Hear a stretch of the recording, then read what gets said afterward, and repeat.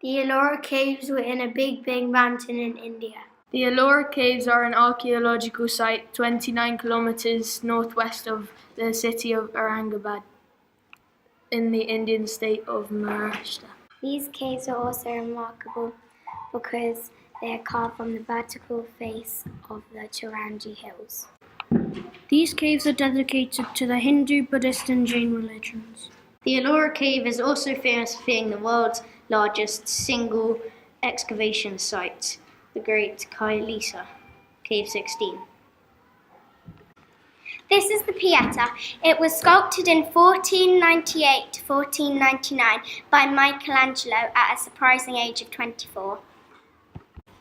In 1927, a mentally deranged man called Laszlo Toth attacked the Pieta with a hammer.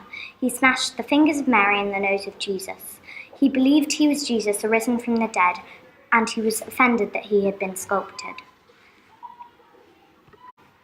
The Pieta, meaning pity in English, shows Mary holding Jesus. But because Mary is much bigger, many believe that it's Mary holding the baby Jesus, thinking of his future path, and knowing that he has to sacrifice him to God. The Great Mosque of Damascus, the earliest standing stone mosque, built between 705 and 715 by Al-Walid. The Great Mosque of Damascus has a lot of different religious history. In the 1st century, it was a temple for the Roman god Jupiter, and now it is a church for St. John the Baptist. Rumour has it his head is still inside there. Now it is a mosque. Imagine you are a Muslim in the 15th century walking into the main east entrance of the mosque. You would open a massive Roman door and then walk into a portico with lined columns.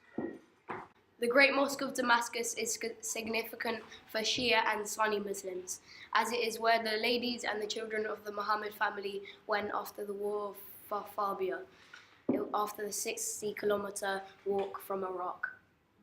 This is the Sistine Chapel ceiling. It is made by a person called Michelangelo. He needed rich blue paint, but the Pope said no because it was too expensive.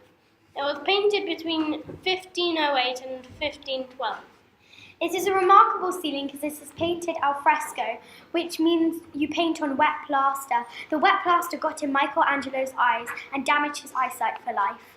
It is also remarkable because it took 4 years to paint, and in the middle of them, he decided he didn't like it and chipped it all off and redid it. His rival recommended Michelangelo to the Pope because Michelangelo considered himself to be a sculptor, not a painter. To get his rival back, Michelangelo painted the face of his rival on one of the bodies on the ceiling, looking up in awe at the painting. Today we're going to be talking about the Book of Kells, also known as the Book of Columba. It was produced in the late 6th century through to the early 9th century. It was made in monasteries distributed between Ireland, Scotland and England. After being restored, the Book of Kells is now held in Trinity College, Dublin for safekeeping and has been there ever since, except for brief visits to libraries and museums. This is Belshazzar's Feast by Rembrandt. It was made on a canvas with oil paints, and it tried to be recreated many times, not as successful as the original.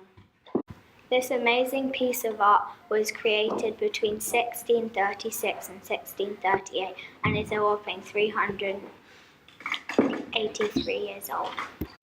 The king in this painting was killed by a Jewish leader called Daniel and was killed during the night and was thought to be not as good as his father.